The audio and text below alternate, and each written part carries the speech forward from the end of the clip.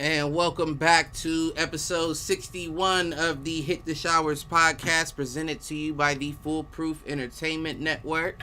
As always, I am your host, Clifford Jordan Jennings, here with my point man and co-host, Malcolm Hertz Hype Train King. Pop's in the building. What's going on? What it been like? How you feeling, Pop? Drunk. I know that's right. Yeah. And we got my guy Jay back again. What's popping, Jay? What's going on? Listen. Are we live? We are definitely live, sir. Oh, my fault. But let's get right into it because I like picking on Malcolm. I want to know your theories before I toss mine out on why your team picked up Gardner Minshew. Why we picked him up? Yep. We picked him up to make things competitive. We picked it up to put a little fear in Flacco and Jalen Hurts and let them know y'all are not doing everything we want y'all to do right now. We don't have full faith in either one of y'all. Either one of y'all can definitely sit the bench if need be. So I think this puts some fire in the quarterback race or shootout, whatever you want to say. Yeah, that's interesting because when you said competitive, I was about to say for who? Right. Had to be right. for within the group right now. Right. Eagles are still fighting to get back to the same Eagles y'all were in 2017, 2018? Yeah, 2017, yeah. That ain't happening. You said Pop said it with the quickness, didn't he? Listen, my thing is, I've noticed, and I'll say I've noticed that the Eagles have been playing a whole lot of Flacco in the preseason, and I'm definitely hoping that that's not, well, at first I was hoping that that's not because they had all their faith in Hurts. And I'm not saying that just to hate on your guy, by no means. Right. I'm just saying he shouldn't have had enough confidence behind the Eagles for them to say he's the guy, start Flacco the whole time, because that's all we got. I was actually looking at it as, are they trying to, get Flacco back into the flow of things? Because I thought he looked decent out there on the preseason, and I've always said that I don't think Hurts has enough reps back there at quarterback to have enough confidence to put in him. So I think they picked up Minshew to, I don't want to say take the spot, but I feel like it's wide open for somebody else to step in it. Plan C. Always have a plan A, plan B, plan C. But I don't know how good that is for you, because that lets me think that like I said, you don't have enough confidence in Flacco or Hurts, and now you're just scrambling for something. This may create something. This may create something special. Oh man, he brought another person in. They had a run. This could cause some increased performance. You know what I'm saying? And some of these other players. We'll see. It's either going to make them or break them is how I feel. You know what I mean? What you think, Jay? I think Gardner Minshew had he not been on a team that ended up getting the first overall pick, he would have been the starter out in Jacksonville right now. So I don't think he's bringing fire. I don't think he's bringing pressure. I think he was brought in for a reason. Gardner Minshew is a good ball player. He's shown us that the past 2 years. Surprising to a lot of people, actually, how good he's done. So for me, I don't know that I'm looking at this as a light of fire. I'm looking at this as let's bring in this young guy, somebody that can tag team with Hurts, and I wouldn't be surprised if they end up getting rid of Flacco. I can see that. Oh. And maybe why they brought him in too. Who could they get rid of him to, though? Nobody, just release him. Just cut him. Yeah, because we're still in preseason. Right, because I don't see anybody that would be in a position to where they needed a quarterback bad enough to pick Flacco up. I'm not going to lie to you. He might be a really good clipboard guy, though. The guy who can teach some of these younger guys. You know what I mean? Hell, you might even see Jacksonville, run amok and go pick him up if he becomes a free agent. He'll be a really good mentor. Really good mentor. That's how Josh McCown was last year. Josh McCown was mentoring Jalen Hurts last year. He mentored everybody. Yeah, he's been around. Hey, Pops got on them Carl Nassib Rainbow. Pops, you got on some Carl Nassib bikers, camouflage bikers. Man, don't let this 22 Jump Street wearing tank top having ass. Hey, Jay. Now we see it's not just Cliff. It's from up the tree, up the family tree. Yeah. We hear you. Fair. So my whole thing that really concerned me about the whole situation was not seeing Hurts enough on that field. Oh. I feel like that's a concern to me. It should be for anybody. Because I don't care what you say, Malk, even he performed against the Saints, the best defense at the time. He's still considered a rookie quarterback in my eyes. Okay. And for him not to get any reps under center in the preseason is just mind-boggling to me. Like, are you saying that he's already ready, which we know he's not? That's a fact. We know he's not. I don't care if he's having an amazing practice and has been. You wouldn't. Who that? Jalen Hurts. Hmm. I just don't understand why you would not play him some in the preseason. Can't afford to have him hurt. That's why we brought in Gardner Minshew. Maybe Jay has a point. Listen, could it be that they may be wanting to shop him? Jalen Hurts? Mm-hmm. You'll definitely get more out of him. That's the only player you could get something out of at that quarterback position. Because I know you didn't get Minshew to, put him right back out. What'd they give up for, or what did Jacksonville get? We finessed the deal. We gave him a 6-round conditional pick. Okay, Jacksonville. Yeah. We got over on them. That's even more I'm not gonna lie to you. What? Why? There's a certain point where this is if this is going to be telling of how Urban Meyer's NFL career is going to go, this is going to be ugly. That's even more dangerous because I don't know that. Don't get me wrong. I can see Trevor Lawrence panning out to be the decent quarterback, at least to save Urban's ass. But I definitely don't think that he's good enough to where you trade away your second though. I don't see it. I definitely don't. His preseason's been pretty gross so far. It's not been very good looking. Trevor Lawrence it hadn't been awful though. I feel like they've been rushing him a bit with the offensive line too, not coming in certain plays or not stepping up in certain plays. So that could be a lot of the reason why he's not looking as good as he could. But when he does, like when he gets a good amount of time to make a play, he looks all right. I'm gonna tell you right now, the thing is like Mac. Everybody praising them guys right now. You're not under live fire right now, man. You're playing against guys who make the team. So basically, you're still playing against college competition until you start playing against live fire, the real guys, the beast of the beast. And then Trevor Lawrence holds the ball way too long. Oh, he can't figure out what he wanted to do with the ball. Then he wants to run. You're not going to run against the big dogs. He's going to get chewed alive, and it's going to come out, and they're going to wish they never got rid of Minshew. I think that's a very safe. I second that. Yeah, I think that's a very safe point to make. I will play devil's advocate and say, could we be being a tad bit too hard on the preseason? No, come on right now. You know how Brady wins championships? He knows when to release the ball. Right. He knows where to go with the ball. He already knows. He dissected your defense. He's good at it. He dissected your defense. You don't have to throw but 5 or 6 yards.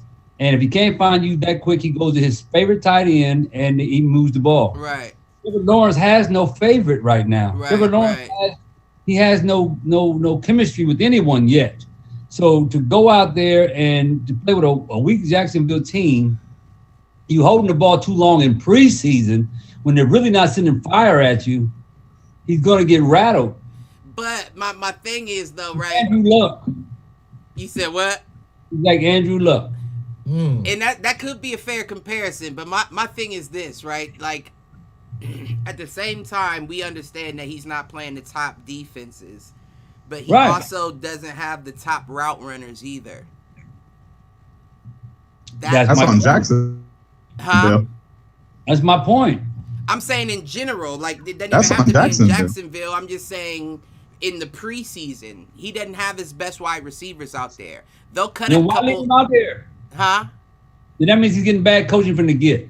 Why leave him out there if you're not going to get stuff to work with? Because we still need to see you. We still need to, get you comfortable with the speed. You can't just. I don't know of any rookie that can come out and you can just sit out of the preseason altogether. You have to get acclimated to the NFL, and we can't afford for you to do it week one.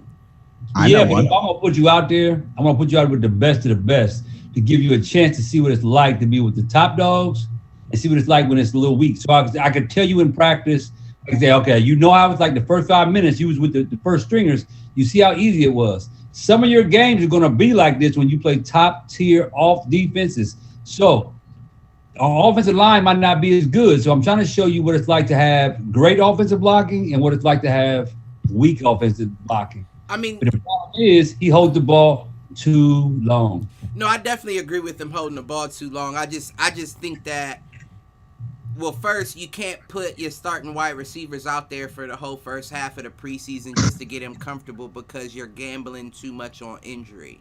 Now, we can gamble on just the quarterback, but we can't gamble on the quarterback and our 1 and 2 slot and split receivers. We can't do all that. Now, as far as him getting his flow with them, that's what practice is for. That's what practice is for, so you can count their steps on their routes and know where you got to hit him on that ball. You just got to make sure you hit him enough in practice that you can translate that into the actual game. As far as preseason goes, I do think that a lot of the reason why it looks like he's holding the ball a little too long is because he's not dealing with the best wide receivers right now, and it's a little harder for them to get open. As far as the defenses, though, I feel like there are a lot of players on there with some juice left that know this is their last shot. So it may not be an extreme fall off from what he's going to be seeing when the actual season starts. But you know what? The thing about it, I'm saying right here is, like I said, he's holding the ball too long. They're not telling him to get the ball, to release the ball faster. They're not telling him to stop running the ball. It's preseason. Don't run the ball. I'm going to tell you right now, coaching. I'm going to tell you what, one player right now that could be still playing ball right now, but he's walking around half-ass paralyzed and looking bad is Shazier. Shazier played for the Steelers. He was an excellent linebacker, but he had terrible coaching. If he had good coaching, they would have told him, dude, stop tackling with your back. Right. You tackle. But that doesn't. He hits so low with his back bend, and every time he bends his back, it's messing with his spine. They should have told him, lighten up. Sometimes you can get a good. He led with his head too. Yeah, but he led with his head. That was something he was doing even in college. Yeah, in college, nobody corrected him ever. Bad coaching. Nobody ever told him, look, if you're going to hit with your shoulders, take your feet off the ground. Lunge, go off the ground. If you're going to hit hard, take your body off the ground. That way you hit him like with a log. But when you had your feet planted, right, your spine is not strong enough to take that impact. It puts pressure on your spine, and now he's walking around pitiful. That's the same thing I'm saying about Lawrence. If you're going to run the ball, dude, man, it's preseason. Right. Quit trying to win the game. Just lay down. Right. Just lay down.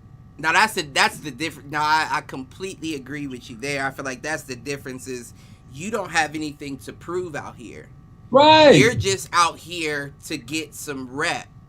That's it. You're just out here to get some rep. You don't have to try to be diving for first downs and all that. We don't need that. If we don't get the first, we don't get the first. We're good with that. Right. You just look to make the right play, make your reads, and do all that. And no, I do agree. He is, but I think that comes from the fact that, like you said, he does hold the ball too long. He had it great in Clemson. Now you're in the league. and it's not designed for you to be able to hold the ball that long. So I think that he's in his head like, okay, I've been fucking up. Now I got to prove myself. You know why I will dive for the first, and I will put my body on the line in preseason. But he holds the ball too long because he can't read defenses. You think that's what it is? Yes, because if you could read defenses, you would call an audible to where you could throw a quick slant, or you could throw it to the running back or hand it off, something quick, get the ball out of your hands faster. Tom Brady is not the best passer in the league, but he knows how to get the ball to the right people who make the right decisions, and he does it quickly. And he knows he's plays ahead. He's like LeBron-ish. Yes. Like every time they lost, they played against Every time they lost, they played against a defense that could sack his ass. And if you sacked him, he got paranoid, he didn't know what to do. And if he can't get the ball off fast enough, they end up losing. But there's a certain point where we're seeing this for 2 years in a row now, right? You have Trevor Lawrence is looking a lot like Joe Burrow did last year.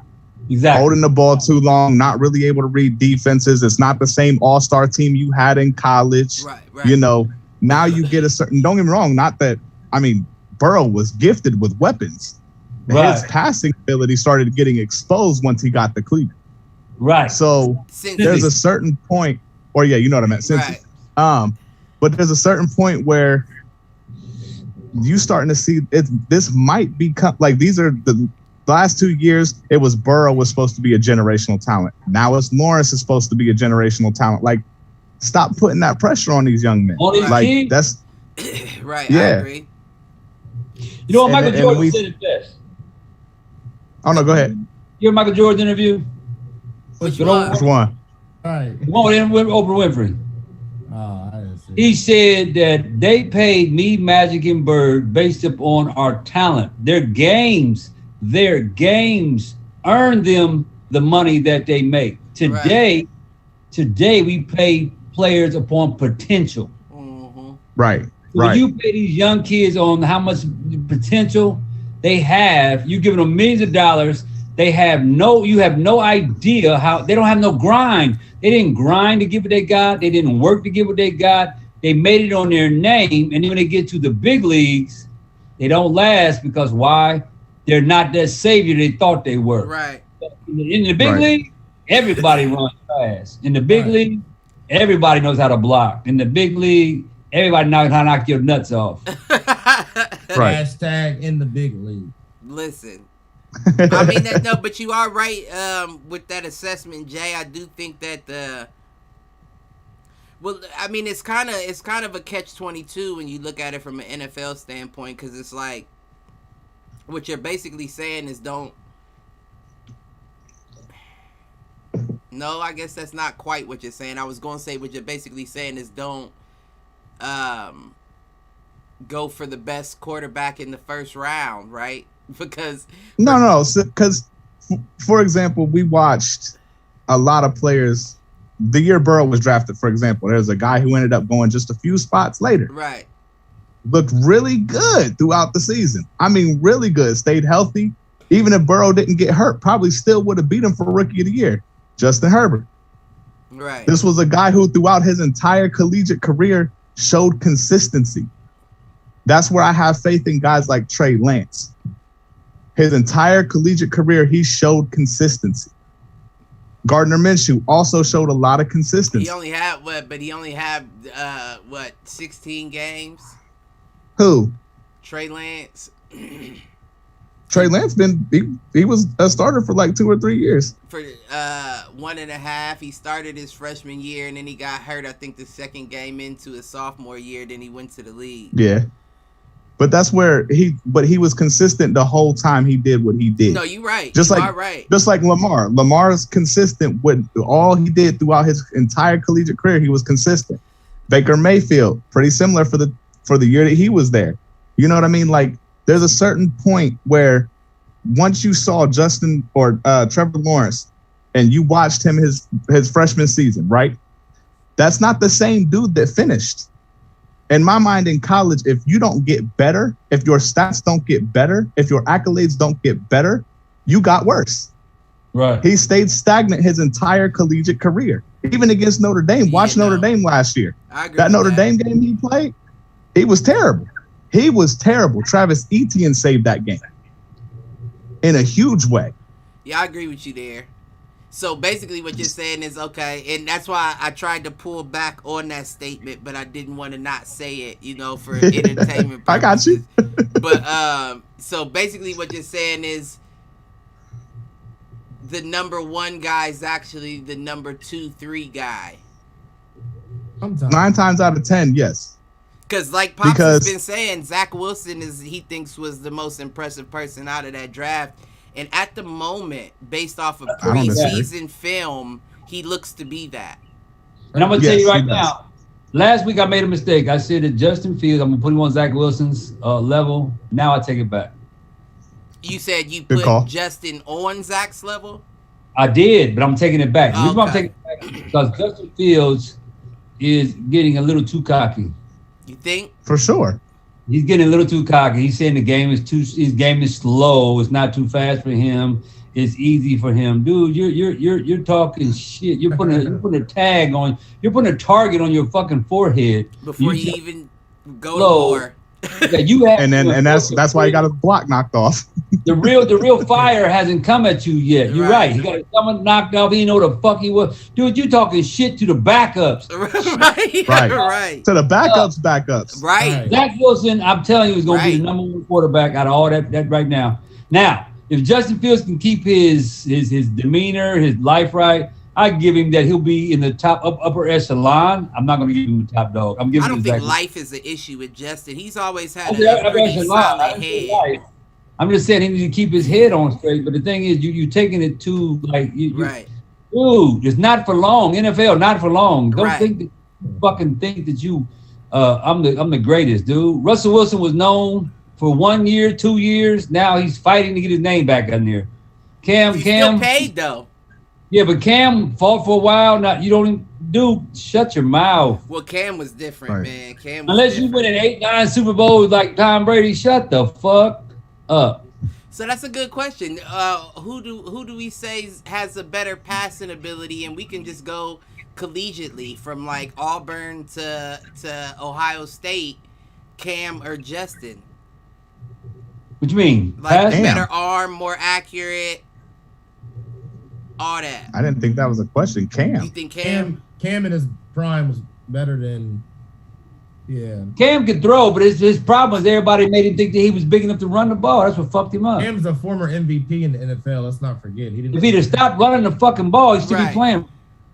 I don't think Justin Fields will ever become a MVP in the NFL. Well, see, I'm with him on that. Well, see, here's the thing. Here's my thing, and I may be the guy jumping out the window on this one. I think that Justin Fields' passing ceiling is higher than Cam's. I can say this. This is what I'm going to say. I'm going to say that I can't call that right now because Justin Fields has the ability to pass Cam when throwing the ball, but I need to know where his maturity is. Now, you can't be too cocky. Right. That can fuck you up because now you're making people really come after you. Just play the game. Be humble. I agree. But I think he has the ability to throw the ball better than Cam. But the only reason why I said that is because I don't think his feet are as good as Cam's by any means. Oh no! So he's gonna have to focus more on that passing. I really can't say feet. Cam's just big. You can't. You know. But Cam move though. To be but big, Cam can move. Over. Cam has run people over. Cam is shifty. He is a running back. That dude is a running back. You get out of the He's as big. Well, that's what I was gonna say too. Because in regards to Justin, we've watched the man for 2 years now, in college anyway. Right. We've been watching him for 2 years now. When he was out here in Ohio, and he looked impressive to an extent. But there's a reason the dude slid to 11. So what they gave him was the biggest knock against Justin Fields was that he had tunnel vision, right? So Cam already has the notch in that because he could break down the defense. He goes through his progressions. Right. You know, so he reads the field better. Justin Fields, are we going to be looking at another Dwayne Haskins where he's like, I'm so good, I don't need to read I don't need to look at film. I don't need to see tendencies. You know what I mean? I hope to God that's not what we get. But at the end of the day, this is the track record we're given. He doesn't Ohio go through State. progressions. Yeah, he doesn't go through progressions I can't already argue as it that, is. even as an Ohio State I don't see Justin. I don't see Fields as Haskins. I see Trey Lance as Haskins, but I don't see Justin Man, as Trey Haskins. Lance is the one. That's who y'all disrespecting. That's the number 3 guy. I like Lance. That's who y'all disrespecting. Everybody talking about Zach, then Fields. Listen, I really feel like Lance is gonna give Zach a run for his money this year. I'm telling you. I don't think Lance is gonna play that much this year. Lance is not going to give Zach a run from his money. No. I don't think he's gonna get a lot of playing time, but I think you see him in at least 4 of them. If he don't get a lot of playing time, where are you getting this? Going to give him a run for his money comment, sir? If he doesn't, because based on what I said before, I said that I really think that 49ers still want to ship Garoppolo out. I think they do. They know they overpaid. Yeah, and I think It might, but that ain't gonna happen this year. See, that's what I was Right. hoping it did, and like I said, I was hoping that I didn't think. Well, it's not too late, but it's approaching being too late very, very quickly. If he don't move this weekend, he ain't moving. Yeah. I was gonna say one of his top spots. Everything you can't learn about his offense in that short of time and try to turn the team around. Right. That means you ready to fold up your season if you're gonna take Garoppolo now. But unless you play for that's assuming you want to take him as a starter. He can go to Philly. Start over. Yeah. That chance definitely passed. That boat definitely sailed. He can start mid-season. Philly don't have a quarterback at all. They still don't got a quarterback. Y'all watch. Y'all watch. Watch what? Jalen Hurts. I'm trying to tell you. Watch. When he surprised everybody. I like Jalen Hurts, but not this year. He gonna put ing on it. Jalen Hurting. He said you gotta put an ing on it.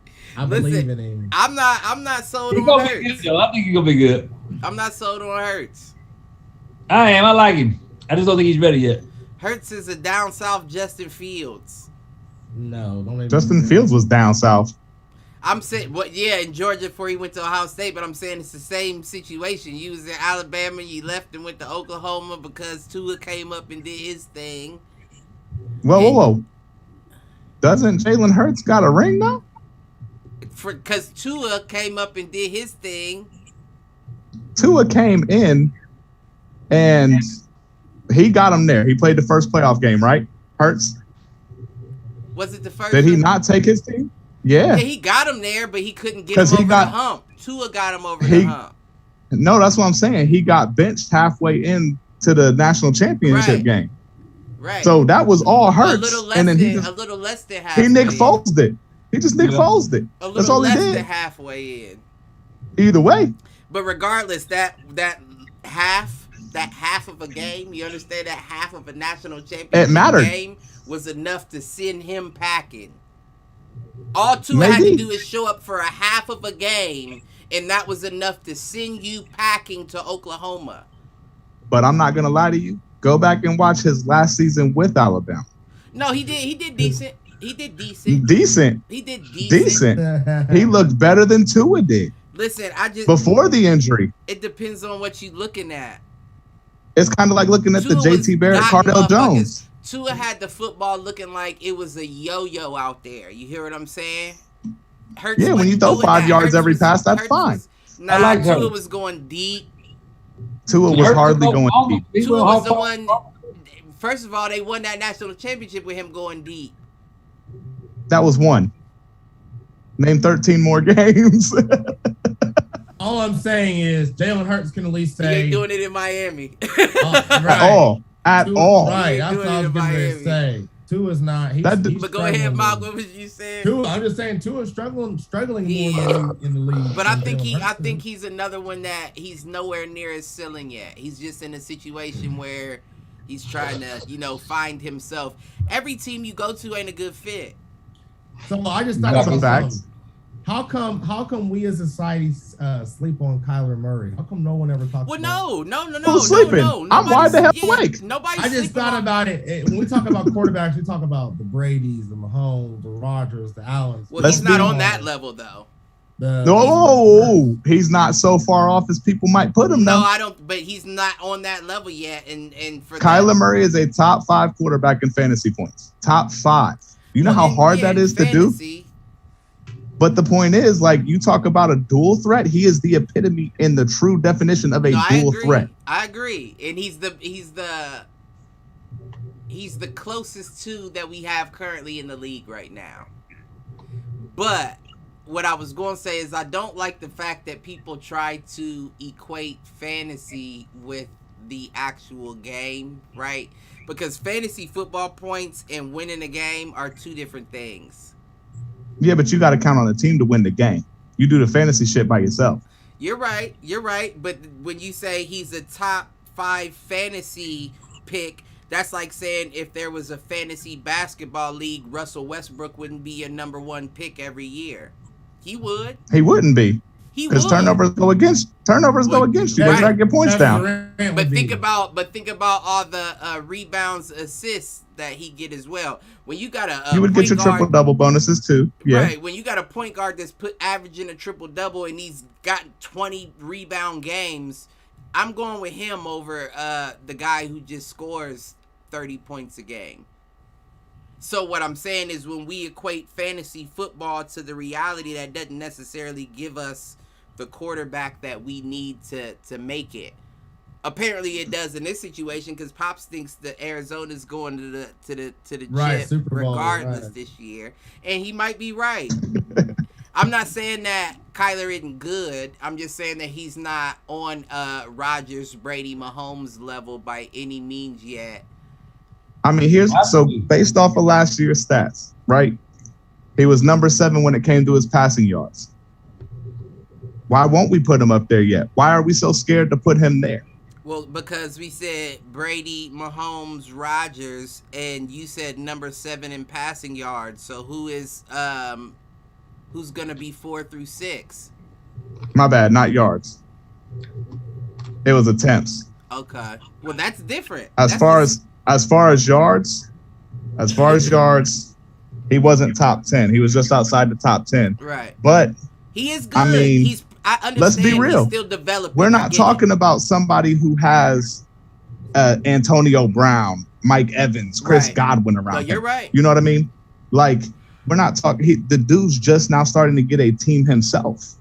He just got. He's gonna end up being the best. In my mind, he's on track to become the best quarterback out of that class. No, that's not who I'm thinking of. And the reason why I give Arizona their knock is because Arizona is a real well-rounded team. Exactly. Right. Not like and they do have one superstar makes their team. Right. They have receivers, running backs, quarterback, defensive ends, defensive tackles. They have defensive back. They have a rounded team that makes it. And their division is not the strongest. So I'm not saying they'll win the Super Bowl, but I feel like with what they play against and what they have. I mean, they got a strong division though. Don't sleep on that division. I'm saying. What are we talking? I mean, you talking about Seattle 49ers and like, come on now. Oh yeah, okay, yeah, no. That's a strong division. Yeah. It's not a question. Seattle has, the thing is, is Seattle gonna play this year? Of course, yeah. Seattle gonna play this year. I mean, Seattle really don't have a lot of good receivers. They're getting better.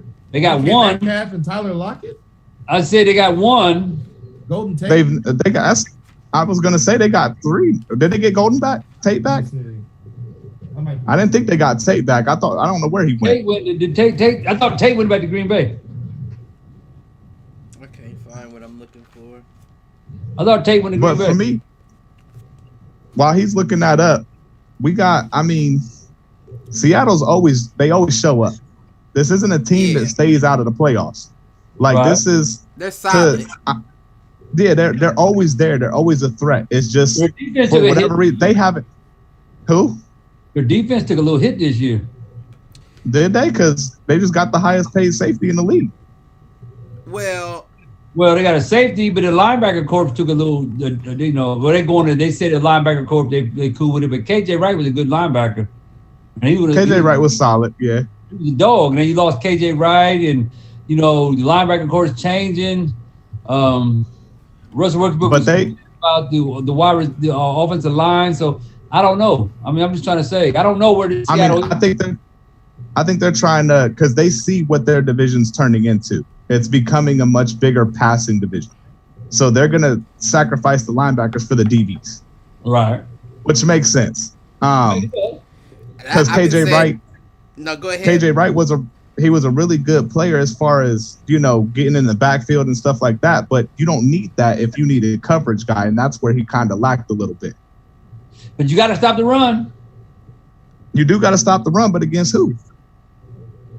When you got one of the better, you got arguably the best running back in the division. You do, but you got to stop other teams running against you. But who San Francisco got that's worth a damn? Running back that you really should focus on. You focused on their receivers. The running back, I can't remember his name. They had a good, decent running back. I can't remember his name. Yeah, decent. Mostert. Okay. I don't know if they still have Mostert. I know they traded Carlos Hyde. Yeah, he's gone. They had a little young guy there. I can't think. They don't got no Golden Tate. He's long gone. Yeah, he was gone years ago. That's why I said, did they get him back? Yeah, their squad don't have much. Nah, they got Lockett and Metcalf. That's about it. Right. They got a nice up-and-coming tight end, too, though. I thought I seen that. Who's their tight end? What the hell is his name? It don't matter if they give Russell no motherfucking protection. Offensive line, right. That's true. That nigga But gets you sacked talking about 45 times a season. How many? Listen, if you didn't do anything to replace their line, how many more sacks do you think that guy can take before he breaks all the way down? And then you gotta understand he's married to Sierra, who also got the bag. So if he gets a pretty serious injury, he's not gonna be the guy that's like, I'm coming back regardless. He's the guy that's gonna be like, listen, my family's straight. I got at the same young boys. I got a legacy that's going to take over. I'm done with the NFL. For me, he's proven to be one of the most durable cats in the NFL right now. Oh yeah. Yeah. No, you can't deny that. He's taking shots. Yeah, you can't deny. I mean, you talk about another guy who's arguably a top 5 quarterback year in and year out. That's him. And it's because of his ability to stay in the game, regardless of the hits he takes. Right. He does take some licks, So Russell Wilson, for me, he gonna be fine, because he got that quick release. He's able to read the field pretty quickly. You know what I mean? Like, man, get him a line. What do you think he can do with a line? But for that, how many quarterbacks have bad lines right now? They're not even at bottom 5. But how long has Russell Wilson?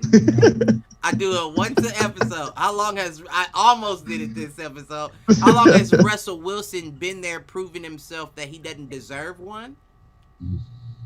It's not that. For me, we don't know what goes on in those conversations. They might be asking him like, hey, do you want to go? These white folks in the upper office is like, well, if the little motherfucker can scramble well enough, he's getting up after every hit he takes. I guess we can save some money on the line and let his ass keep scrambling around back there.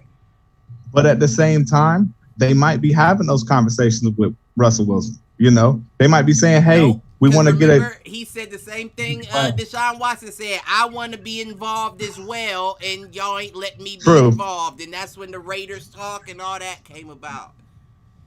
True. He's being like, fuck it, they paying me, I guess I'll scramble again this year. But at what point, I mean, you might be right. At what point do you break down? And not break down like, fuck it, I'm done, but like, get me out of here. Right. Get me the hell out of here. I would have did it last year.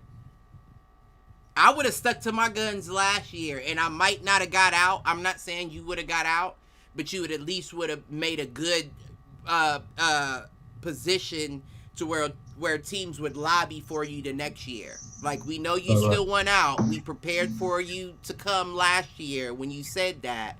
Are you still interested? But by you reneging on saying I won out, now teams are like, we'll step back. So it makes it even harder for you to get out next year because you're becoming a boy who cried wolf. And we're not going to keep going, planning for somebody like that. Right. And I mean, he might have also taken into account, his age. Some of the analysts have already started hitting him on that. They did last year when he asked like who's want to trade for him and look how old he's getting, da da da da da. To me, Russell Wilson I call him more reliable. I think you know what you're gonna get every year. If that's the case, though, if that's the case where you motherfucking analysts are worried about how old he's getting, put a line there because he's not as young as he once was. Right. That's true. What the fuck? That's true. It's that simple. But you also got to think that's the one part of football that has not truly progressed is the line, or the offensive line. The defensive line is progressing. Like what the defensive line is. So it seems to have stayed the same. You know what I mean? Like all of the really good linemen are all old as shit. You know what I mean? Like when we're still talking about Taylor Lewan, who was drafted back in the single-digit 2000s as a top lineman in the league, that's not okay. I think I understand what you're getting at there. Like we're getting all of this talent in, and they're coming in and showing out on the defensive side of the ball. Now you're asking 5 guys to step up when they're in their mid to high 30s. Like, wait a minute. So think about this. Like, how many year in a year? Did you guys watch the Top 100 NFL Network Top 100? Yes. I didn't get a chance. I ain't watched that. I did. How many young linemen did you see, Pops? Not many. Not many. How many young defensive linemen did you see? Oh, that's gonna be hella. Hella. I see a few, not young. I see more defensive linemen, but I'm not. Yeah. I don't know if you can count Garrett. Myles Garrett. Yeah, I definitely count Myles Garrett. He's young. If you under 30, hell yeah. Okay, well, yeah, okay. We already had a few. Yeah. So Bosa's. The Bosa's. I'm bigger on Joey than Nick, but yeah. But that's my point. You look at the NFL Top 100. That is something that is voted on by the NFL players, and a lot of it's these veteran, older guys that are making the offensive line list. You're not seeing a lot of young guys as threats, but you're seeing a lot of the young defensive guys. So where those old guys are older, beat up, they're worn down a little bit more. But let's be honest, though. Their tread isn't the same. That's true. I agree. Offensive lineman. They wasn't naming a defensive lineman. But let's be honest, though.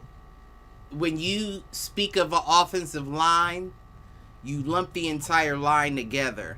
There's no stats for them. What they count in your pancake blocks and all. Right. There's no stats. Hey, that stack matters. But I'm saying that they do allow. They do like sacks allowed.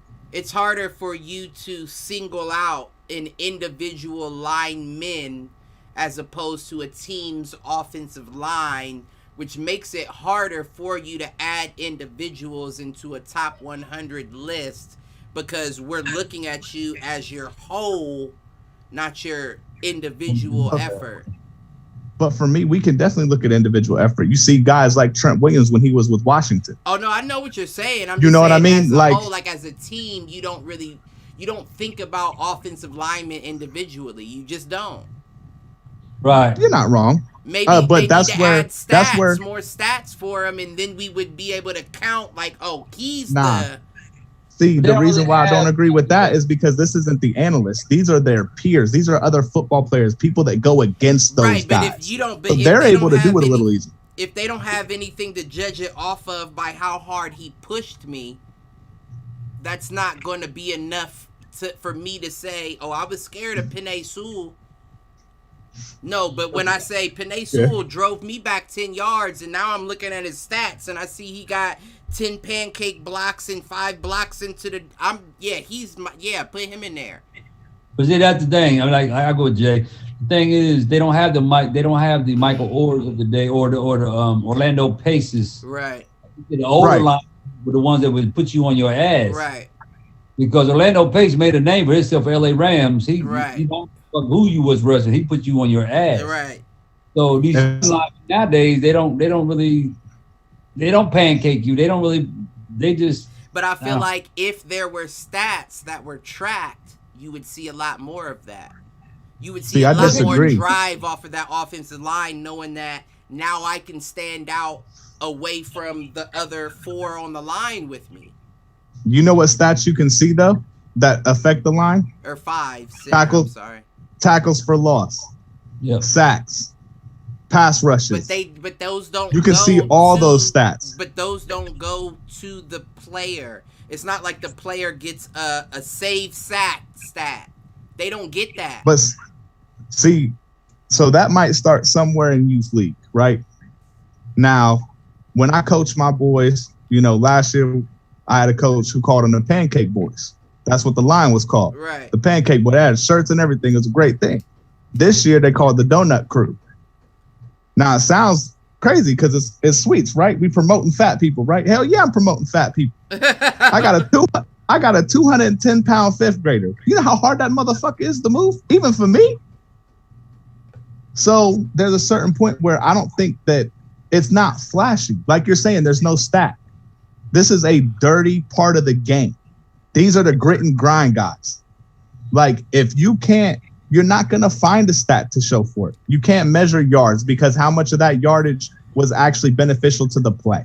All I'm saying you know what I mean? Is football, the sport is, I don't mean to sound PC. The sport's dangerous, right? You play it for glory. That's what you play it for. I want to be the best at something. And if I cannot be individually counted, I'm not going to play, which turns into why you don't see as many offensive line now like you did back in the day. Because it's like, if I'm going to risk CTE and concussions every night, at least give me a few stats for what it is I'm doing out here. But since I'm not, but wait a minute, because since I'm not, I'm going to turn around and go on the defensive side.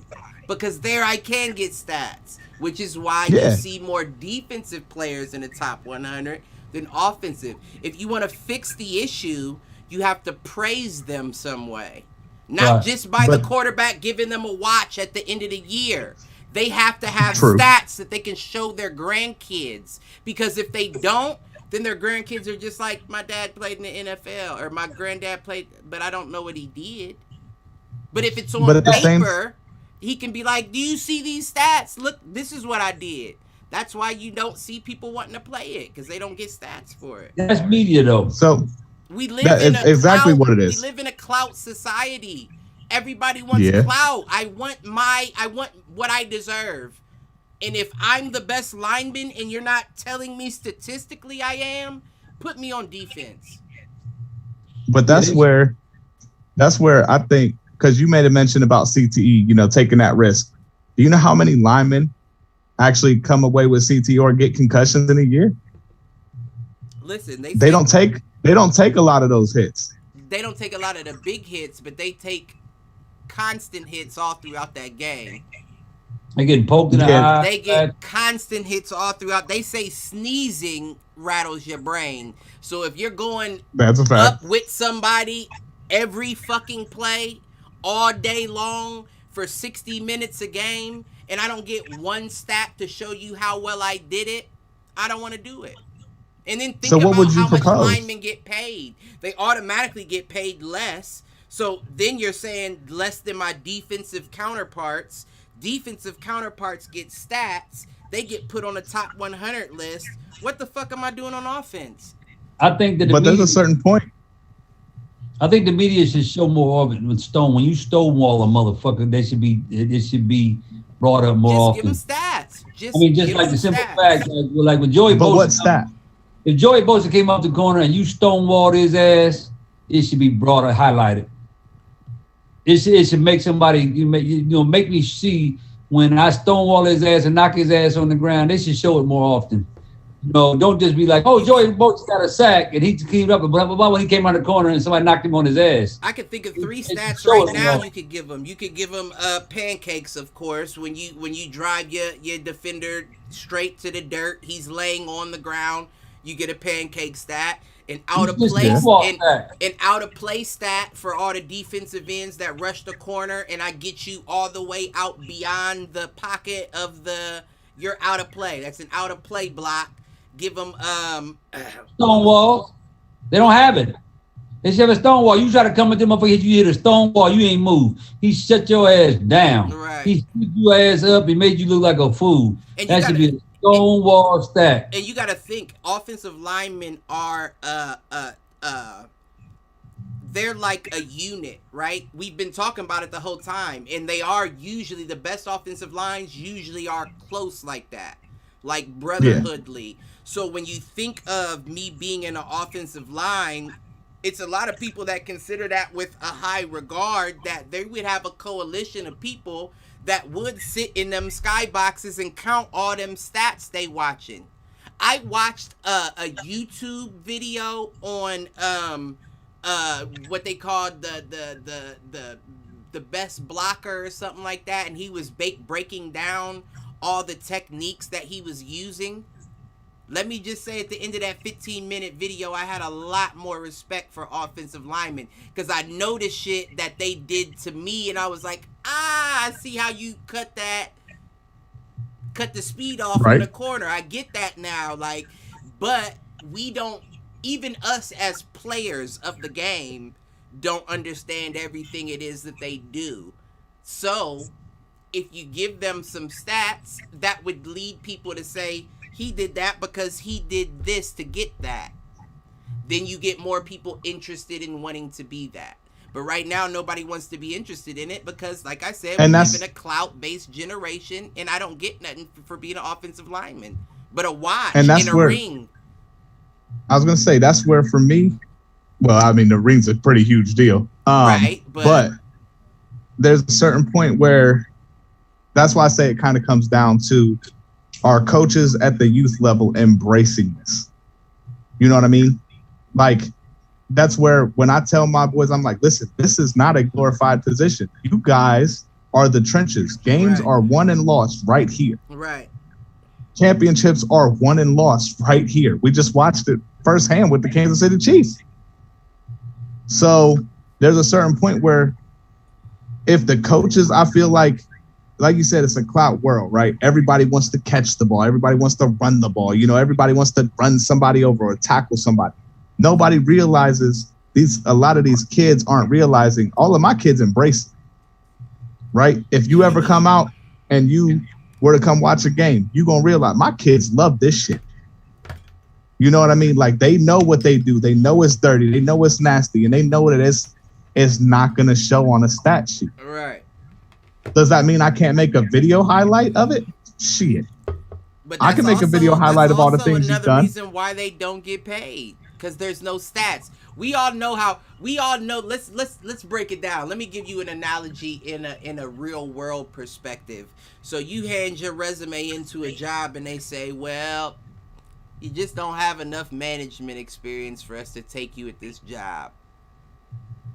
That cuts your pay because you had an opportunity to get that job, but because on paper I did not have enough management experience, you took money from me, right? Now, let's transition it into the football. And we all know how cutthroat it is with contracts there. Well, we just don't have anything on paper for us to be able to make sense out of paying you this much money.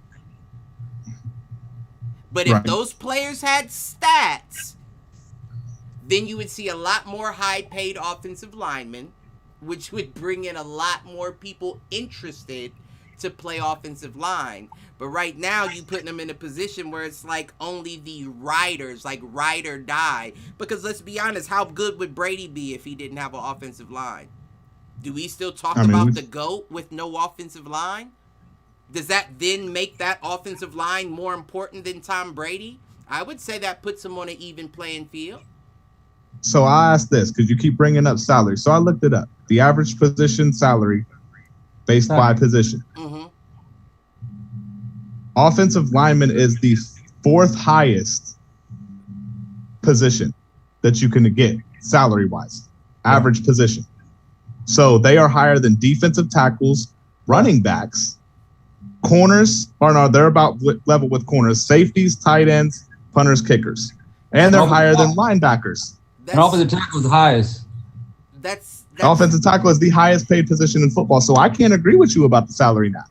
since I had to look, because I thought about that and I was like, wait, left tackles are one of the highest paid positions in all of football. That's skewed, though. That's skewed. How? That's skewed the same way that we can say that like quarterbacks are the highest, because we all know that there's the Patrick Mahomes, and then we all know that there's the fucking who am I thinking of that I know offensive tackle is one of the highest paid positions. Yeah, no, I do know they get paid, but they don't listen. They don't pay. They ain't paying linemen. It don't matter what you say. They ain't paying linemen like they pay everybody else for what they weigh. I mean, if you get a chance, if tackle's 4, then why isn't guard 6 or 7? What do you mean? Well, they don't feel like guards check the quarterback as much as the quarterback. Well, but they open the holes for the running back. But that's what I'm saying. Those guards open the holes for the running back. It all matters, though. You're as a lineman position, you're a fucking Spartan. If the man next to you isn't doing his job, then you can't do yours. Right. But that's what I'm saying. If you're and not pay a guard. Can you name any great guards that you've seen this? Can you name any guard off the top of your head that you're like, damn, he's great? Well, no, not look it up. I can't. But you can't look it up because there's no stats. But at the same time, there's articles that will say, hey, this person, gave up stats. All of the stats going for offensive linemen usually are negative stats, right? A specific lineman is credited with a sack given up. Not the whole line, a specific lineman. Mm-hmm. You know what I mean? Bitch? So isn't that a bitch? You can get a stat for giving up a sack or for jumping off sides, but can't get a stat for doing your job correctly. What do you mean? They do get stats for pancakes. That's a stat sheet thing. So if I don't put my player on the ground, I can't get a stat. They give it to you for not allowing sacks. They give you a line. Or not opening holes. They give you a line, those stats. They don't give you those stats. They give you that you didn't allow. They give that you didn't allow. If your man don't get a sack. Google that, Jay. Google offensive line stats. If your man don't get a sack. I got you. You didn't give up sacks. But if your man got a sack, they do count that against you. Right. Yeah, I think it's a catch 22. Not. But at the same time, it's just like they used to count. Wide receivers don't get counted for drops anymore. It was counted. They used to count how many drops you had. Yeah, I do remember that. But we'll move on. We'll move on from the offensive line talk. Do y'all have anything else? Raiders is trash. They talked about how they have plans to bring back Khalil Mack. They wanted to do a negotiation with the Bears, but of course the Bears said they're happy with what they got. They're not giving them back. The Raiders did want to pursue. They did. They went back after Khalil Mack. They tried to get Khalil Mack back, and the Chicago Bears said they were not going to give him up. They didn't want to talk about nothing. That should be a stat on Gruden. But that was before we picked up Ngakoue. Mm-hmm. But now that we got Ngakoue, it's okay. We don't need Khalil Mack anymore. Plus, we picked up Perriman. That was a very nice pickup, which makes me, I tell you right now, I'm back to saying that in the AFC West, I don't know. I'm going to pick Cleveland or the Raiders. Listen, we already we split the season with Kansas City last year. That's right. So if we got better this year, then I can see us. We got a chance at Kansas City. Cleveland, I don't know. I don't know if they're there yet. Listen, you got to prove to me that wasn't a fluke. Every blind squirrel finds a nut. Right, that's what I'm saying. Y'all also almost lost to the New York Jets last year, and let's be honest. The gates of heaven opened up at the very last second, when the Jets blew that coverage and y'all hit that Hail Mary and won the game, okay? Y'all had the game lost the final seconds. They literally gave y'all that game. Y'all almost lost to the Malk, Jets. you are the cliffhanger, boy. I'm starting to figure you out. You hang for dear life to moments in time. That's why you love Nick Foles so much, because you hang on that moment. It's one of the greatest moments in time, though. Can you blame me? That's one of the greatest moments in time. Listen, for you and the Liberty Bell. But that's a moment, sir. That's a moment. Y'all beating the Chiefs 1-1, being 1-1 was a moment. Y'all know y'all gonna be 0-2 again against. No, 1-1. No. 1-1 is a statistic. Right? You're on a moment in the statistic. You feel what I'm saying? That's the difference. Just like your Super Bowl win is one win, but that moment you're hanging on to is Nick Foles getting it. Absolutely. So you understand what I'm saying. Until the next moment occurs, absolutely, I'm holding on to what I got. But listen, y'all fight for them moments, because speaking of moments, that was a decent game that y'all had with the Jets the other day. And I know it's preseason, but that was a good game. And what's the name? Zach Wilson didn't even play. Yeah, it's 31-31. Wasn't it? I thought it was 32-32 or something like that. Yeah, either way, it was a tie game. Right. Tie. Yeah, that was a good game. A lot of them calls, though, I think the Eagles got gifted.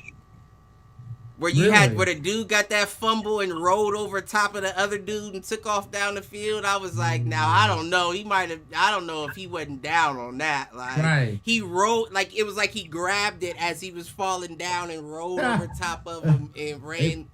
They probably said it's preseason. It was a good hustle play. I will say that. I would have gave, but if it was a real game, you'd have seen a red flag come out real quick. Like, what the fuck was that? Right. Yeah. But that was a good game. I can see it. But Michael just wanted to say something, because the Philadelphia Eagles going to be the bottom feeders. You got to have a bottom feeder. You got bottom feeders, and you got those who rise above the ocean level. Right. They gonna take y'all off the dollar. Y'all do something. He's like a crustacean. They're like crustaceans. They clean up the bottom of the floor. Poop. Clean up the poop. That's how they looking too. They look. He played. Okay, so I want to bring. Matter of fact, do something.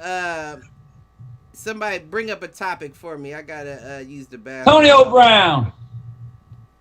Y'all talk Antonio Brown for a second. Let's talk Antonio Brown. The boy's in practice. He's pulling off helmets, punching people in joint practice and punching them in the face and tearing helmets off. And last week he got in trouble for altercations and arguments on the field. Come on now, Antonio. Is the boy got back on his BS? Huh? He back on his BS? Yes. It's been all in the paper. The boy's acting a fool again. It's on Instagram all over the place. Just look him up. The dude is acting a fool again.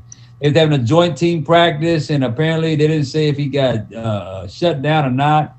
Or whatever it did, turned into a he was practicing with Kansas City Chiefs, and Reed said it was a Antonio Brown. What I don't know if the Chiefs did not they practice with. Who they practice with? I can't remember. But the coach said that Antonio Brown was swatting flies because he tore the helmet off and threw a little punch, and they said he was swatting flies.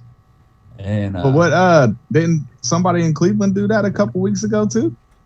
They might have been, but he stays in trouble. Yeah.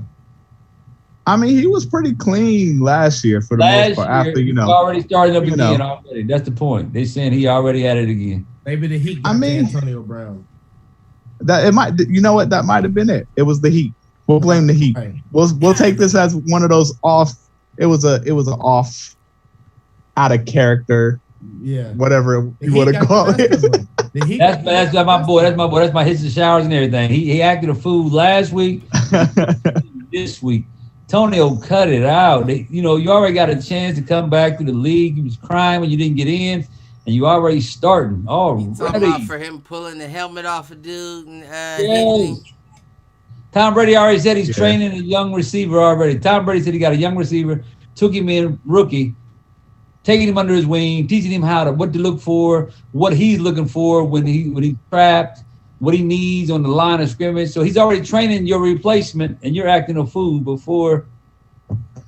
Cut it out, man. I mean, honestly, AB about done anyway. Don't get me wrong. That's what I'm He saying. finally Cut got it his out. ring.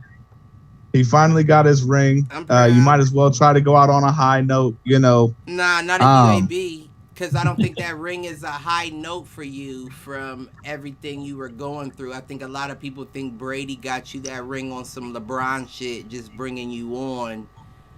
I mean, maybe, but at the end of the day, that's like saying Leonard Fournette didn't turn up in the game. Antonio Brown played a pretty decent factor in the playoffs. Yes. No, he did. No, he did. I mean, you can throw the ball 5 yards. That's cute, Brady, but I still got to run it the other 70. You know what I mean? Listen, Like, motherfuckers still talk about how Brady moved him into his house. You hear what I'm saying? Wow. So he's No, not I getting get that that. credit by himself. So if I'm being honest, I do think he has juice left in him. He just his head's not right enough to get it out is the issue. That's the problem. Something is really wrong with him. Come on, man. Cut it out. And people talking about it's the CTE. Some people blame Vontaze Burfict for that, but blow opportunities like that. Spoiled babies do though. You right. So what you saying? You think he never grew up? Yes. I'm not gonna lie to you. I do. That's how I believe that. I believe the fame started to get to him when he was with the Triple Bs out in Pittsburgh. You know, there was a lot of people was putting him above the likes of Julio and AJ Green. You know, that's really high standards to put. People was comparing him to some of the greats. Out after that. Yeah. But it was like after that though. That's what I'm saying. But like that's why I say after they started doing that. Wow. Yeah, that's what I'm saying. It was the Triple Bs and the media starting to get to his head. I don't blame the CTE because it was the Illuminati. Really, he was already like this before Vontaze Burfict smacked the shit out of him. You know what I mean? Like, there's not. I stand by. That was a clean hit too. Fuck y'all. I don't know if you could say he was always like this though. No, but once they started getting that point where they were like, oh man, this team's gonna start making the Super Bowls. Look at the Triple Bs where they had Bell, Roethlisberger, and Brown. Like, there's a certain point where you start seeing stuff like that go to guys' heads. Mm-hmm. And it definitely started to go to his head. Something did. Something went to his head. Something did, for sure, other than Vontaze Burfict. But there's not, you see it, like it's the same thing with T.O. The only difference was T.O. stayed backing it up. Yeah.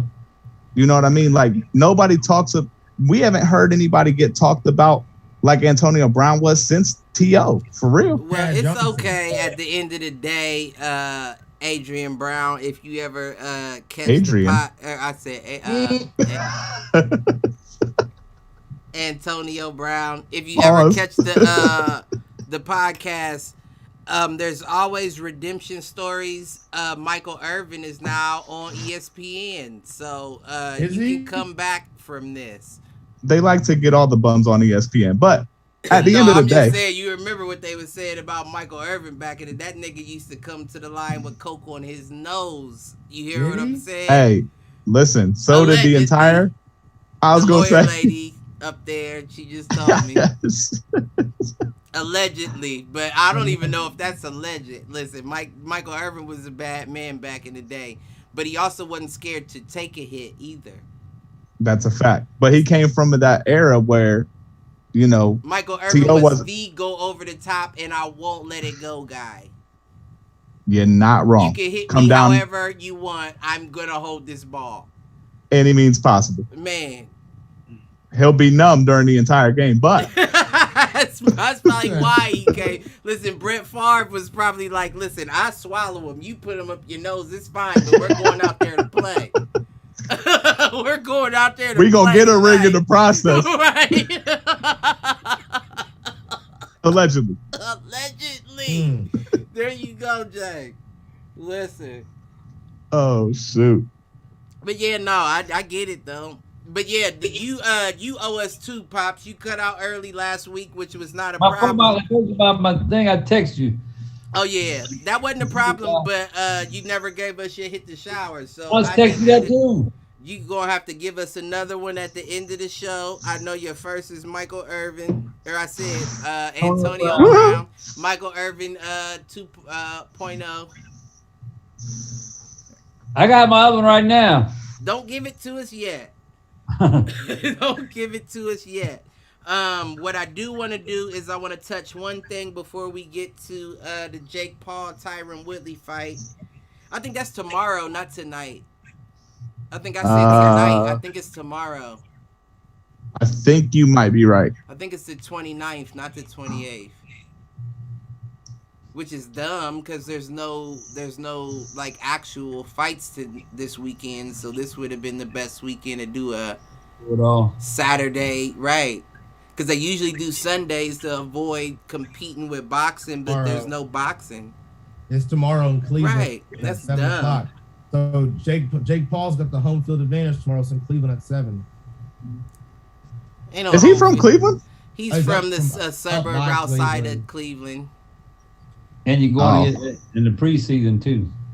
You said what? In the preseason. The end of You're gonna lose some players want to watch. Right. I didn't think about that either. Yeah, that's dumb. And I understand boxing always reschedules, but it's pretty it would have been pretty safe to wait until the 2 weeks before the fight to change it to Saturday if nothing was there. Everybody that would have bought it Sunday are gonna buy it Saturday. That just doesn't make sense. But we'll get there. Before we get there, I want to bring up the ESPN's NBA top 25 under 25 list. Y'all heard about that? No. Listen, I've not. Stephen A. Smith went off. He said whoever wrote this list security needs to grab them and they need to be drug tested on the spot. I'll be right back. But listen, I want y'all to hear this list. I only want to go through the top 10 for the sake of time purposes, but I want y'all to hear this list. And before I read it, they prefaced it by saying this is not based on the best player, but the player that could potentially do more for their franchise type shit. So it's gonna sound wild. I want y'all to understand that it's gonna sound wild, but that's what they said. It's the players that could potentially do more or mean more to their franchise. So number 1, which I'm not upset with, is Luka Doncic.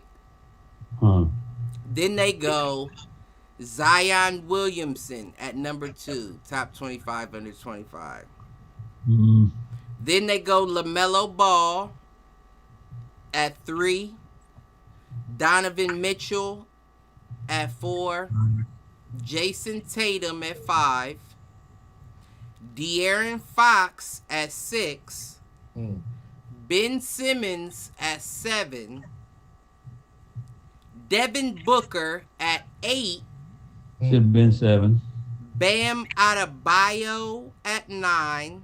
And Shai Gilgeous-Alexander at 10. So that's their list. Ja Morant should have been there. You are definitely correct there. The biggest blasphemy, in my opinion, is that you would put Zion Williamson at 2. Yes. That's bold. I would like to hear y'all's reason why that's blasphemy. Did you hear the first 5? I did hear the first 5. I got left off at 7. 7 was Ben Simmons. 8, Devin Booker. 9, Bam Adebayo. 10, Shai Gilgeous-Alexander. I'm cool with all of those for the most part, except for Booker. Or not Booker, Simmons. All right. Oh yeah, y'all ain't thinking right then, because my biggest issue, and the reason why I said Zion Williamson at number 2 is a blasphemy, because I honestly think LaMelo Ball would mean more for his franchise than Zion Williamson ever will for the Pelicans. Yes. And if you're basing it off of Yes. age and potential to do more for a franchise, then I'm automatically going LaMelo over Zion, because Zion doesn't get to touch the ball like LaMelo does, and LaMelo makes a difference on the ball, on defense, offense, passing, shooting, whatever. True, but New Orleans at the same time hasn't put their stock into a point guard since Chris Paul. They haven't put all their chips in the basket on a point guard since CP. Yeah, I guess you can. Yeah, because it gets a little tricky with that, though, right? Because it was the New Orleans Hornets at that time, which I feel like was really the Charlotte Hornets, but then you brought them back to Charlotte and kept New Orleans. So I feel like that's two different. It's even though it's the same franchise, I feel like it was two different. Eras? I don't know, not eras. I take Donovan Mitchell and Booker over Zion. Well, see, I think the reason why John Morant should have been there. John Morant definitely should have been there. The blasphemy is that Trae Young wasn't number 1 or 2. Yeah. That's the blasphemy. Trae Young should have either. Now I can see why you put Luka 1 over Trae, because Luka's been doing that. As not saying Trae hasn't been doing that. But this is the first year Trae brought his team as far as he did, where Luka usually always gets his team to the playoffs. So I can see Luka at 1. Trae should have been at 2, in my opinion. Zion, I understand why you put him above Donovan Mitchell, because Donovan Mitchell is 24. So he's reaching not like his prime, but in basketball you're reaching your basketball prime coming up. Where Zion's still 20, he's still young, he can still push forward, but I think that you have more risk of injury being Zion than a Donovan does. I think Donovan's a safer pick. I think Donovan, he's limited. Yeah, Donovan. You said Zion's limited? Yeah, John's limited. Yes, Donovan's a safer pick to me than Zion Williamson. Even with the age factored in, I'll take a Donovan over Zion. But even worse, I'll take Jason over all of them. I'll take Jason Tatum over all of them, except for maybe Luka. And he's only 23, and Jason Tatum's been running Boston since he got there. Tatum. Yes. So I think Tatum's hit his peak. You think? Yeah. No, I think the best thing for Jason Tatum was the fact that he lost Jaylen Brown this year in the playoffs, and he had to do it all himself. He did that the first year he had Kyrie too. Nah, but it was different though. He had Jaylen still. Didn't they get further when it was just him? What you mean? Because Jaylen went down that series too. Yeah, because Kyrie went down, Hayward went down. Right, Hayward went down the first game. Yeah. But me, on the other hand, I take Tatum at his ceiling over Zion right now. Shoot, that's bold. That's real bold. I'd take it all day. I agree. Tatum going to score regardless. Tatum can at least shoot. That's what I'm saying. Tatum can shoot. Zion's good on defense, good on rebounds. He's good at cleanup, man. Can't shoot. He's Charles Barkley. He's Charles Barkley, a shorter Charles Barkley. The shorter Charles Barkley. He's Charles Barkley. Right. I don't know. I think Tatum's had his peak right now. They both have a similar issue, which is. How about Devin Booker at 24 though? I like Devin Booker. Devin Booker kind of faded. I don't like Devin Booker. I said in at that 24. That's his age. Devin Oh. Booker at 8, I meant. Devin Booker above other guys. Devin Booker's already proven that he can take his franchise somewhere. So I don't When? get why. What do you mean? He didn't go nowhere until CP got there. Are we crediting what Devin Booker did to Chris Paul. Did you Chris watch Devin Paul Booker in came 2 of the other there series? because of Devin Booker. Did you watch Chris Paul Let's in not 2 get of the this other series? confused. Well, we're not. You are. We already had this conversation. Chris Paul is Russell Westbrook, in my opinion. He will never be Russell Westbrook. At the end of the day, And that's me there's being a harsh certain- on him, but you're Russell Westbrook. and that's the harshest that you can go, because that's terrible. He don't average that many turnovers ever in his career, ever. But he also He don't is- average but nowhere near make that no many mistake. assists, rebounds. Make no mistake. What did Devin Booker do until Chris Paul got there? Put up Outside points. look, yeah, and Yeah. wasn't in the playoffs doing it. But it don't Ever. matter. He was just young doing what he thought he was supposed to do. My point is, once you get a Chris Paul to that team, they're outside looking in the playoffs, going to the finals the next year. Well, wait. You really gonna put that all on Booker? Yeah. Not even Mikal Bridges stepping up? Yeah, no. He Not did even his thing DeAndre too. Ayton? He did his thing too. Ayton, not so much, and that's not Ayton's fault. It's the team's fault. I've been saying since the beginning they don't give Ayton enough love. Ayton does a lot of it to himself. Yeah, Fouls, you think? penalties. Yeah, hell yeah. They don't give him enough love He regardless. spent a lot of the first half with 3 fouls. How many times in the finals alone? No, you are right there. Yeah, you are right. So there's a certain point where if you're DeAndre Ayton, I watched the Western Conference Finals. If I'm not mistaken, that was the series where Devin Booker had barely 10 points. But barely. frustration fouls are a real thing. And if you're not getting looked at when you hit your cuts, and I'm a big man, and I get tired a lot faster than y'all little motherfuckers, and I'm running up and down this court, and y'all aren't seeing me, and y'all are pulling up for threes, being all selfish, yeah, You I'm gonna start sit here- getting frustrated wait. and fouling motherfuckers. You gonna sit here and tell me that CP, King of Lob City, Man, he was King of Lob Lob City, was not looking for DeAndre Ayton, athletic as shit, new DeAndre Jordan? And he was never even king of Lob City. He was the But- jester. What? I'm sorry, what? Like, Hold that was on. DeAndre Jordan was the king Blake of Griffin Lob was City. hurt most of the time. What are we talking about? DeAndre Jordan was nasty. Jordan I'm not going to was lie the to you. king of DeAndre Lob Jordan City. was, listen, he was on the other end. He was the queen. At the end of the day, He received. He was the receiver. You fucking fool. Oh shit, she froze. He froze on the queen. What you say after that? I just said he was the queen. That's all I mean, it's like That's Blake a Griffin, I'll never disrespectful give it to Blake. I mean, I'm not entirely against it being, it is a disrespectful. In I LA, do like, I think in LA he was all right. Blake was a very good one-dimensional player. Right. He in was- LA. He was a very good, I can catch this hoop because I can't do shit else. Until he Well, no, started was trying to getting dribble in and blocks. turn the He ball was over getting all the time. defense. He was playing Nah, defense. that was DeAndre. DeAndre was getting them blocks. DeAndre He was holding that most paint of down. Them, yes, but Blake Yeah. was getting blocks. Blake was playing defense. He The was best doing all right. Blake Griffin that has ever graced the basketball court was in Detroit. You think so? His first year in Detroit was the best Blake Griffin I had I'm- ever seen, and then it seemed like he lost his spirit from losing so much. I thought the best Blake in my mind was the pre-CP LA. Nah, he was still young. He was still enthusiastic, just jumping. When he Oh. was Yeah, in but then- Detroit, he changed his game around.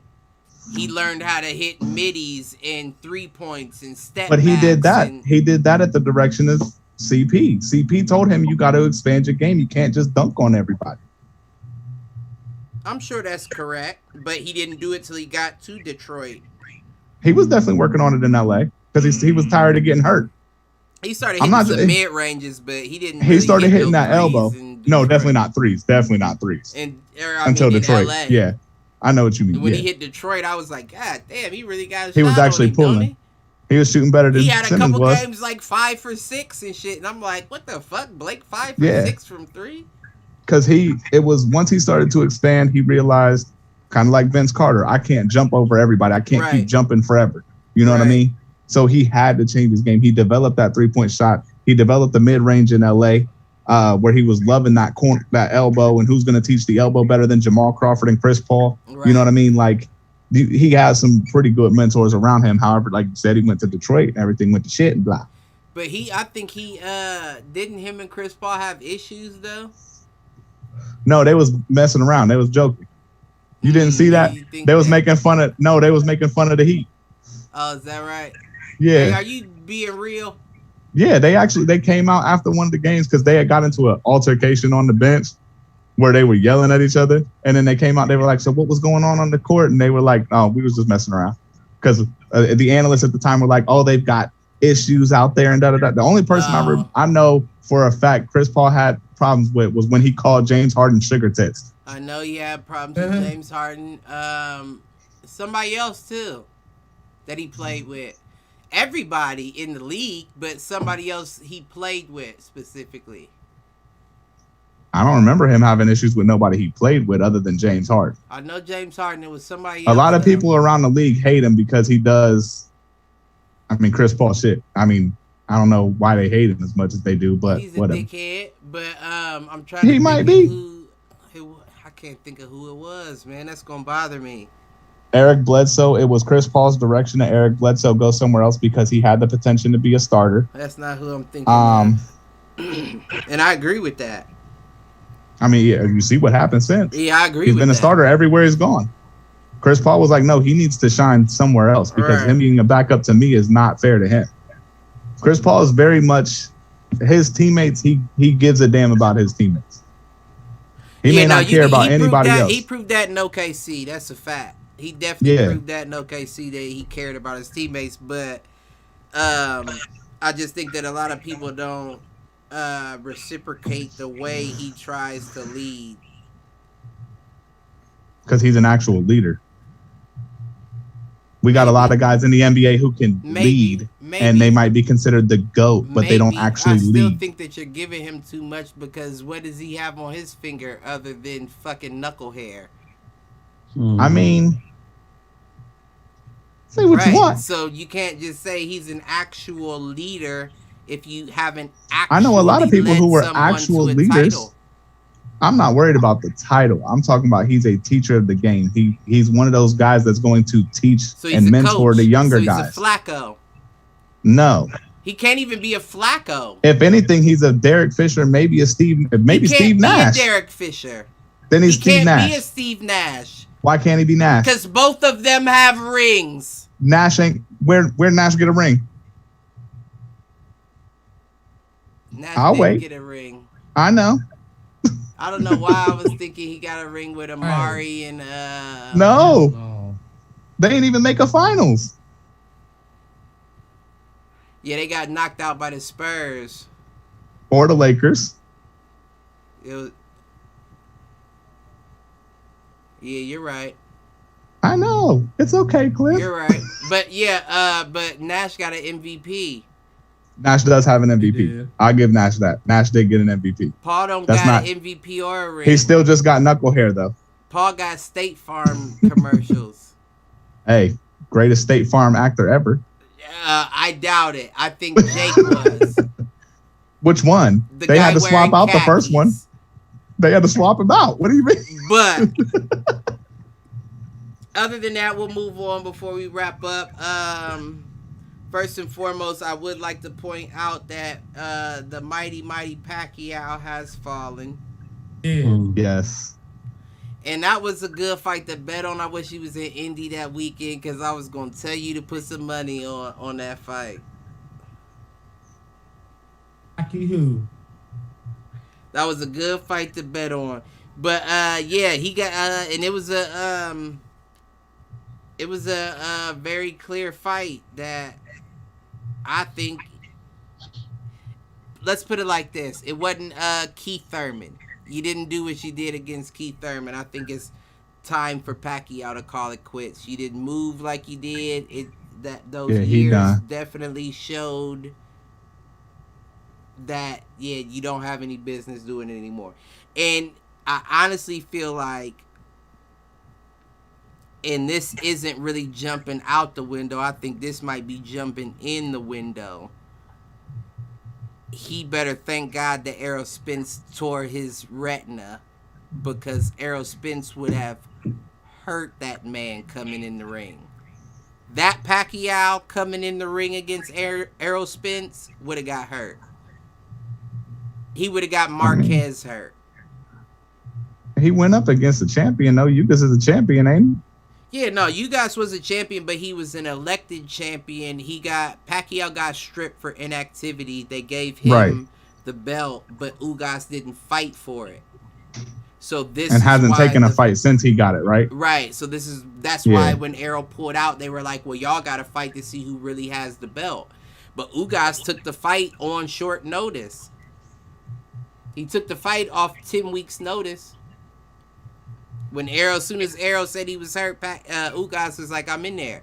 And he was hurt too. I believe he had a bicep injury or something. Ugas? Yeah. So, I'm not taking nothing away from him. I'm just saying, Pacquiao, you don't got no business being in the ring if you can't beat a champion or no champion, an injured up and coming fighter. And I won't say up and coming because Ugas has been around, but he's never gotten his shot.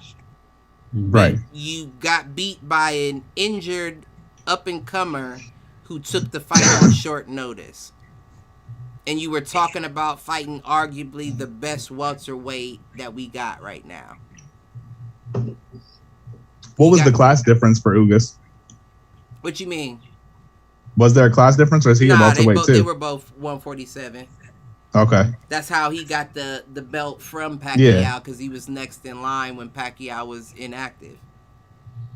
But yeah, I mean, I said it. I said it the episode before. I said I don't see Ugas knocking him out, and I don't see him winning on a decision. Fair. But I mean, I knew how close it could be, but I definitely said that I didn't see this happening. And that was me judging off of course, Pacquiao's last performance against Keith Thurman, which has been 2 years since. So, Father Time is real, ladies and gentlemen. Hey, can't run from it.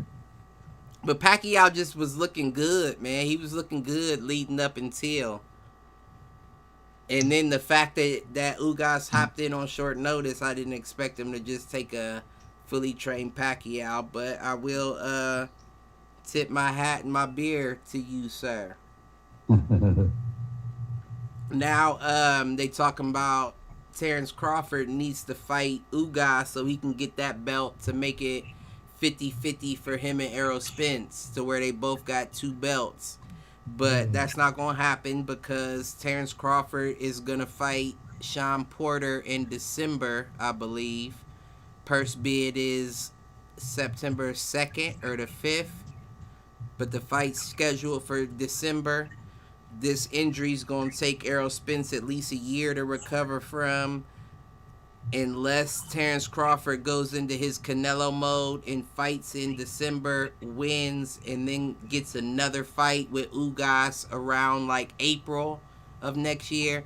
He's not going to be able to do it fast enough for Errol to come back to get a 50-50 shot, in my opinion. Opinion.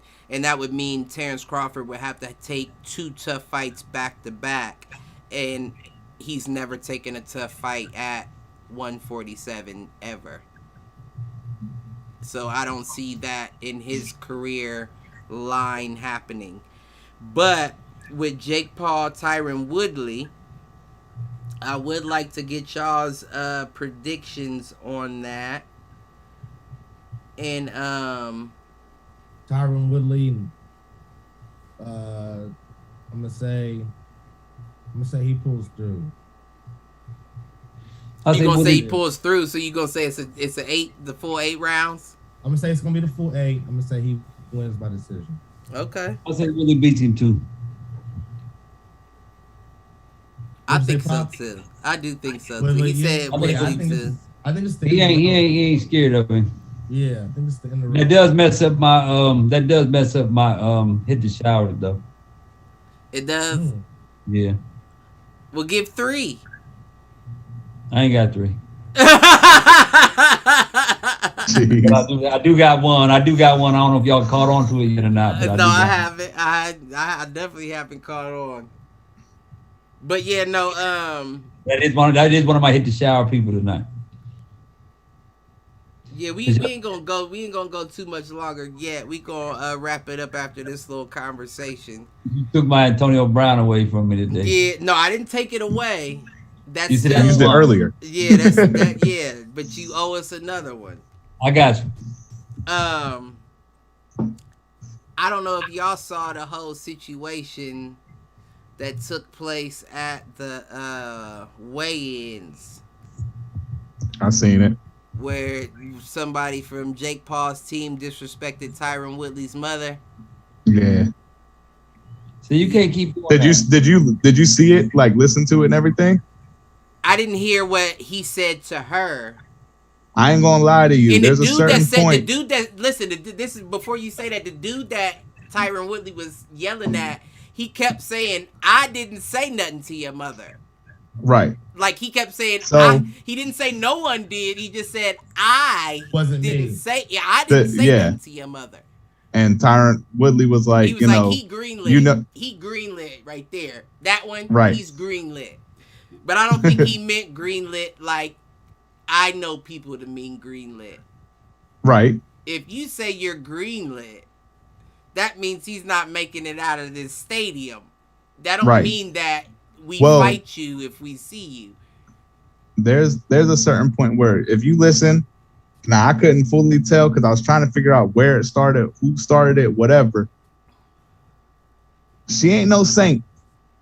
Oh, let's be honest. She ain't no saint. Let's be honest. I'm sure she was talking shit. She was probably talking hella shit. Like, this little white boy thought he was... Listen, my son does this for a living. He a UFC Hall of Famer and this little... What? Hold on. Not y'all didn't ask me. No, I was going to say, y'all didn't ask me my outcome. Okay, yeah, go ahead. As much as I've been wanting Jake Paul to lose, I think he pulls this one out. It's your boy's first boxing match. That's true. I wouldn't be surprised if he gets any deductions because of illegal hits or whatever the case may be. Oh, nah. I mean, we're talking about a guy who put Nate Robinson to sleep. You know what I mean? Like his boxing record is his. At the end of the day, he did it though. Well, wait. And Nate Robinson, one of the best athletes on the planet. Wait though. And I knew you were gonna go there. Well, I didn't finish though. And I'm not, but before you do, I had to cut you off because there's a difference between fighting a fighter and fighting a heavy bag. You're not wrong, and but Ben at the same time, and Nate Robinson are both heavy bags. But when he got his props from Floyd Mayweather, I started believing in Jake Paul. I'm not a fan by any means. I don't like his antics. I don't like his shit. Talent. He has some sort of talent. I'm not going to deny that. He is a fighter. So where we've all been sleeping on him, we just want to see this YouTube kid get knocked out, right? That's what I was on. I don't know if he's a fighter, but Floyd Mayweather said he a fighter.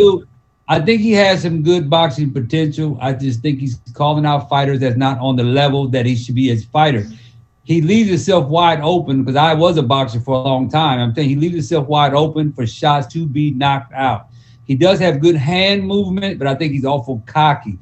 When he fights a real fighter that he can't put down, I think he's going to get hurt. He's never had to move his head. He's never had to move his head in one fight he's fought yet. Not one fight has he had to weave or change levels. Not one time yet. He hadn't got punches thrown back at him to where he has to put his hands up one time yet.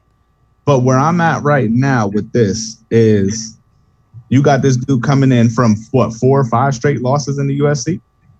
Right. But you're also fighting Hall of Famers. No doubt. But at the same time, this is it's kind of like when McGregor tried to make that transition to Pacquiao or to Mayweather, right? When they had their fight, you saw the difference in conditioning. You saw the difference in, the difference is Mayweather's an actual fighter and Jake Paul is pretending to be. We'll find out. You know what? Your boy now is a better boxer than he was when he fought Mayweather. Conor is definitely a better boxer. Focused more. That's why he started losing in the UFC. Right. Now he focuses on boxing, and his boxing skills, his last fight looked awful damn good.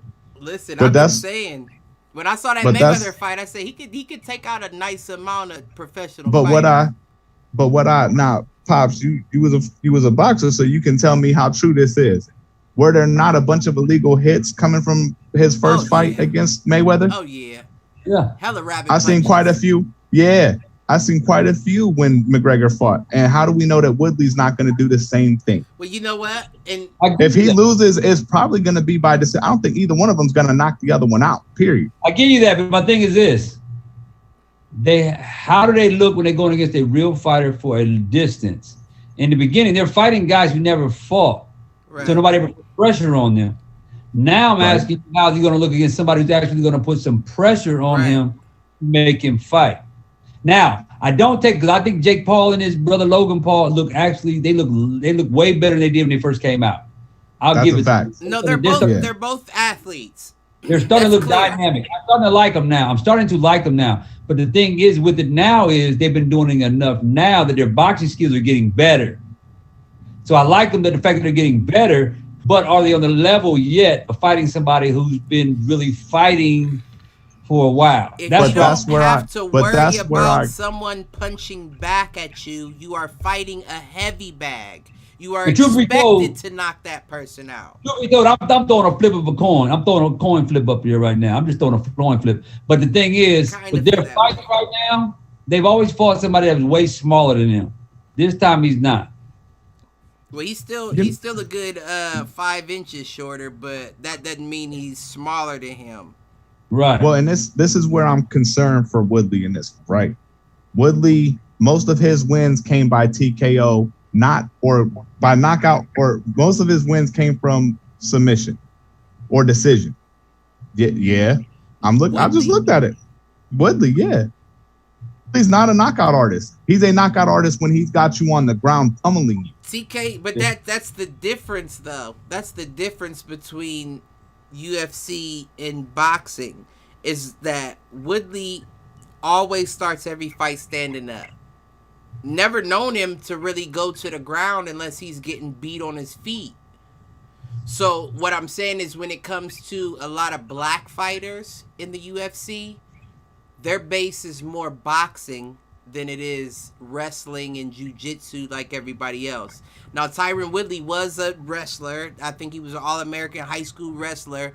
But you can tell his passion was striking. But so why is he had no one-punch knockouts? Well, that's where I'm not really fearing for Jake Paul. You can't get one-punch knockouts in the UFC because even if I hit you and you go limp, I still have to jump on top of you. True. So there's no opportunity for it to just be a walk-off, because even if you go limp and your eyes shut, trust and believe I'm going to be on top of you in 2.5 throwing more punches. So that's a TKO at that point. In boxing, you can't do that. So you have to hit and let them fall. If that's a one-punch knockout. UFC, it doesn't work that way. So you'll never see that unless you're that confident in your power and your targeting. But with all of his wins, right? He's got 7 by knockout, 5 by submission, 7 by decision. So if he's going to go the distance, which seems to be a thing that he likes to do, if he's going to go the distance, right? There's a certain point where, is he conditioned enough? Is Jake Paul conditioned enough? You know what I mean? Where Jake Paul's been doing this a little bit longer. Don't forget, Woodley just had a fight in March. But but you have to understand this. This is another thing that you may not be taking into a consideration, that Woodley had been defending his title for 6 years? Something like that. So that means 5-round fights. That's what I'm saying. 5-minute, 5-round fights. That's the equivalent of 12-round fights in boxing. So is it? Because McGregor showed that it's not. It's a different gas. It's different intensity. It's a different adrenaline dump. You don't dump adrenaline in a boxing match. You Right. dump That's why I say adrenaline in UFC. That's why I say for me, it's going to be a matter of the training that leads up to it. Because, like I said, he just had a fight in March. Just got out of a I'm fight just saying in March. 8 rounds as opposed to when you saying he lost his last 5. That's also 5 championship bouts. So that means that he's fighting the best and he's fighting longer rounds. Now you're dropping down in competition as well as dropping down in rounds. So now you can afford to adrenaline dump. Are they only going 8 rounds? Yeah, you can't. He's not a professional fighter. They can't go any more than 8. Fair. Okay. That's fair. Yeah, that's a sanctioned thing. You can't go no more than 8 if you're not a professional fighter. I thought he was actually making more waves than this right now. Like, who? Jake's been moving up. Jake's been climbing up. And once he got that acknowledgement from Mayweather, I thought he would have been, you know what I mean? Pops, we talked about that. I said that if he really wanted to prove himself, he would go pro and fight Tyson Fury's little brother. What's his name? I can't think of his name. Tommy Fury. They're both the same record. Only difference is Tommy Fury has amateur experience. Look at this motherfucker here. Happy birthday, my nigga. What up, dog? I see you. My bad, y'all. I had to come and fuck up y'all shit. You feel me? But I apologize. Nah, you good, G. What up, my dog? I'm looking good on here, bro. God damn. Get your motherfucking ass on. He came out of hiding. I see. If he's out of hiding. I see you show this face. When you gonna blow down? He said he's in Dayton. He ain't blowing down. I had to come up there and we gonna link. Well, he said he gonna come up you already know. We gonna link, bro. Hit me up, G. He don't answer the phone, bro. Well, I don't know his number. If that's out of town shit. I don't answer out of town shit. Yeah, cause I done called you about 7 times, bro. You ain't never answered, bro. And I know where you live. That's the fucked up part. You don't answer, but I know where you live. Listen, well, you just better announce yourself before you come. They say you better announce yourself before you come. Yeah, of course, respect. You got a lot going on over there, so I'm definitely gonna call first. Right. This nigga, my bad. Nah, you good. That's my nigga. I ain't seen him in a minute. Shut up. What was he talking about, though? We about to wrap up here. He's talking about the fights and stuff, but you know, Tyron Woodley on the thing about the like I was saying in the beginning, you just like proved my point in a way, and on the end, you're gonna like what I say in the end. My hit the showers, but the thing is, you're right. He's starting to step up his game because he's starting to feel his confidence is starting to get better. His boxing skills are getting better. He's starting to look better. His footwork is better. The only problem I have with the Paul brothers is they lunge and they leave their face out there too long. When they do. When they tighten that up, you'll get more of me pulling that coat string because I've talked a little more. Because right now they got some good skills. Their hands are they're perfect, but they leave their face out there and they lead with their face. Right. He's with a good fighter. They know how to hit him. They know how to catch him coming in. Right. And that's what I don't like. Got you. I don't know if Tyron Woodley is the guy to do it, but if there is a guy to do it so far, he's the one. Yeah, that's what I'm thinking. You have yet to fight someone that will throw accurate punches back. Yeah. He's the guy that will do that. Capable for sure. And he's mean enough to take a punch and come at you. And he's fought professional enough that he could potentially go all 8 rounds trying to punish you. True. I might have enough in my tank that I don't have to worry about dumping adrenaline. I can just punish you for 8 rounds. I've been fought in Hall of Famers for 5 rounds, 5 minutes in UFC. I can punish you for 8. It's all a matter of what we see. I think I would love to see the KO. I would love to see the KO. But if I'm thinking logically, I'ma just say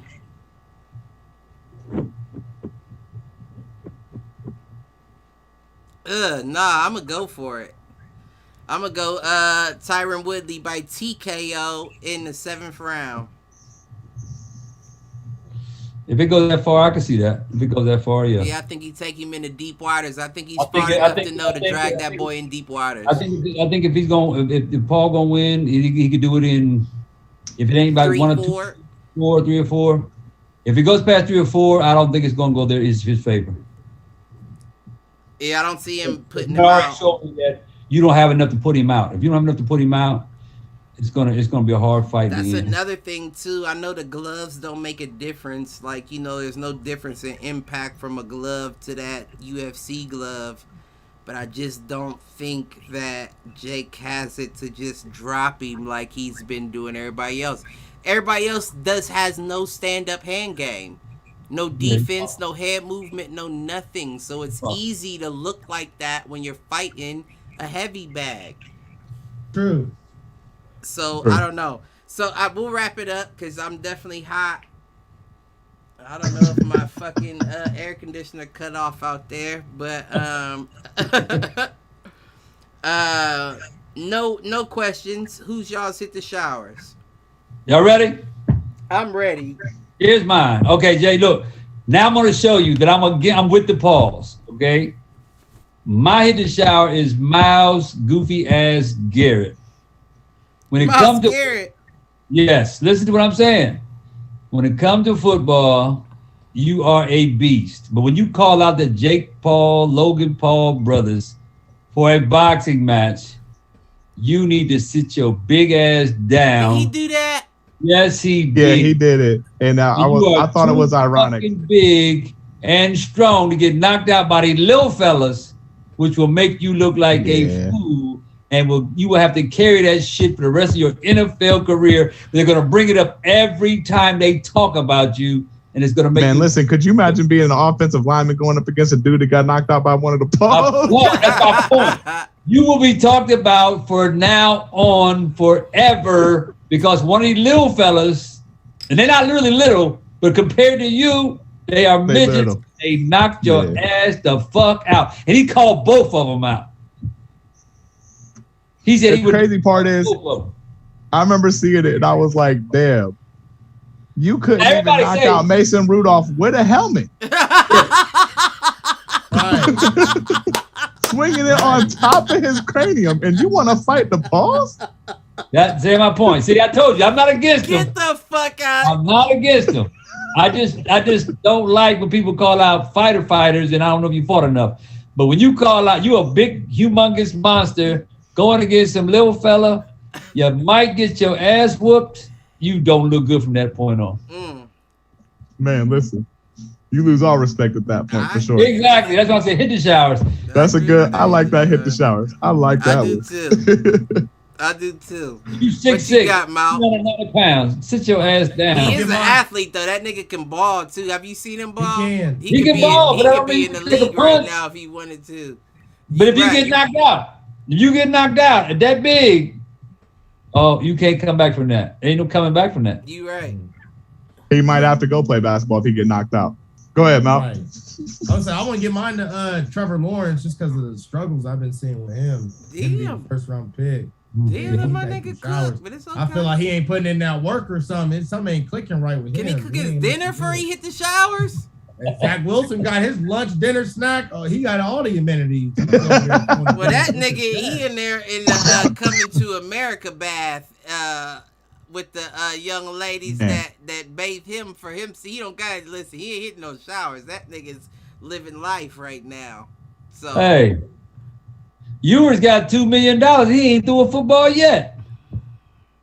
Well, that's that. IL. I like it. I love it.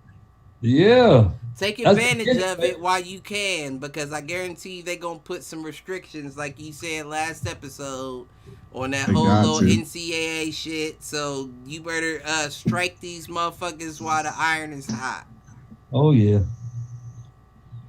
All right, you two left. Yeah, what you got, Jay? I got 6 carries for 106 yards and 3 touchdowns. Michigan need to go hit the showers, giving up on Zach Charbonnet the way they did. That shit is crazy. 6 carries, 106 yards, and 3 touchdowns in a game against Hawaii today. Wait. And Michigan let his ass go. Huh. Wait, who is this? Zach Charbonnet was a running back Michigan had. Okay. We didn't give him a whole lot of love, but he was one of the top prospects in his class. Right. If I'm not mistaken, the top prospect for running backs. Zach Charbonnet was supposed to be nice. We didn't give him the love, so he ended up walking and transferring over to UCLA. Just today against Hawaii, he had 106 yards on 6 carries for 3 touchdowns. That's also Michigan need to hit the damn showers. Though, too. Now, if you I don't give a damn. 106 yards on 6 carries? Yeah, that is crazy. That is crazy. But if you'd have put Hawaii out there, if you'd have took their cleats and gave them surfboards, he wouldn't have got half that. Maybe. They'd have been surfing on that grass, stopping shit. Right now, I'd be interested to see that, but I don't know if Hawaii is a good team to judge that off of. I'm judging it, damn it. That's nice, though. I give it to him. That's nice. Those stats do sound great, but I was gonna say them stats, regardless of who you go against. That's beautiful stats. Man, I will say that. I didn't see that, but that's some beautiful stats. My hit the showers. I wish I knew a name specifically to give this heat seeker to, but I'm with Stephen A. Smith. If they drug test me at my job, I need them to drug test you at yours. Don't put no dumbass fucking list out like that. If you wasn't running the risk of getting fired for having drugs in your system. For the record, you should be able to look up who made that list. I'm going to, and we're going to talk about it next time. And I'm gonna give a real put an name. Anonymous report into ESPN.